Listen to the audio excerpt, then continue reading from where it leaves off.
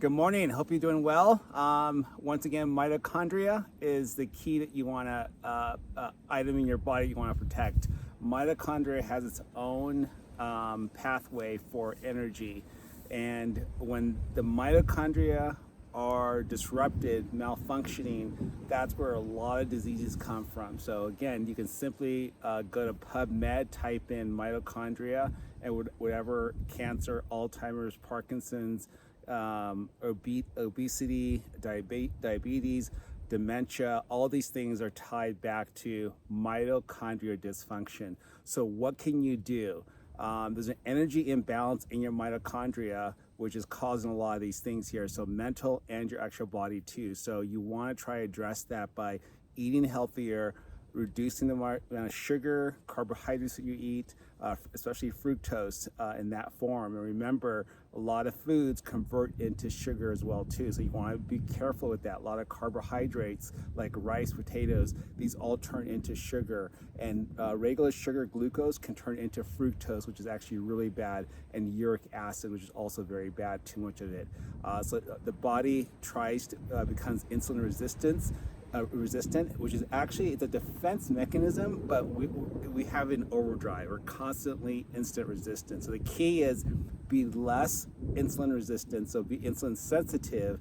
But the only way to do that is kind of gear away from the Western diet. We've been eating too many carbohydrates, too much sugar, processed foods, and there's other things too, like stressors in our lives, like just basically chronic stress can also do that, lack of sleep. So there's certain things, even a tick-borne illness, a tick bite you had years ago, could actually be causing chronic inflammation in your body, which leads to the mitochondria being dysfunctional. And there's other things too, like too much antibiotics that you take can also cause that. Even certain type of fillings in your teeth can also cause it too. But the key is that a lot of these other things are hard to address, but your health, the foods you eat can help you make your mitochondria stronger. So let's just say you had a tick-borne illness, you can handle that better if you're eating healthier. So again, a lot of people say, oh, well, it's not the foods I'm eating, it's this causing it. But yeah, it could be this causing it. But if you address the food as well too, you're better able to combat it. So I think the key is just try to be, a healthy lifestyle. Reduce processed foods, sugars in your diet, get rid of a lot of that, and you'll feel better. Intermittent fasting can help because again, we're always in growth mode. We're supposed to be in repair mode part of the day as well too. And in our new lifestyle, we're always in growth mode because we're eating all the time. So try to be in repair mode. That can also help your mitochondria. So just look into it yourself. I'll list some of the people that I've been following. Just listen to some of their interviews on YouTube, some of their books, and you'll kind of start understanding what's going on, and you can make a plan for yourself. So it's a lifestyle. It's not like a diet. Again, I think for me, I don't go, use a certain diet. I just try to eat healthier, whole foods, limit the sugars, and your taste buds will change. You'll start appreciating different kinds of food, and you won't start craving a lot of sugars and sweet foods. And again, your brain's designed to, when it eats something sweet, it's designed to do whatever it can to get more of that, because that was a defense mechanism we had thousands of years ago. We need to do that because we only had the sugars and stuff like that for a small period of time, and that helped us eat enough of it to gain fat.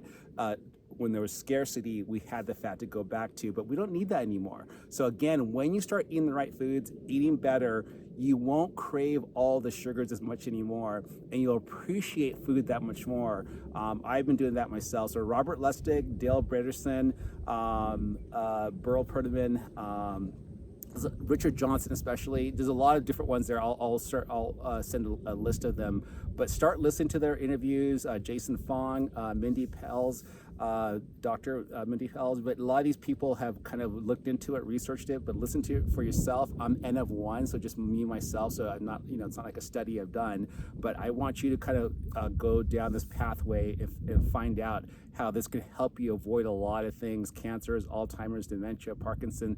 It can help you deal with them and also help possibly prevent them as well too. So any questions, let me know. Good luck on your journey.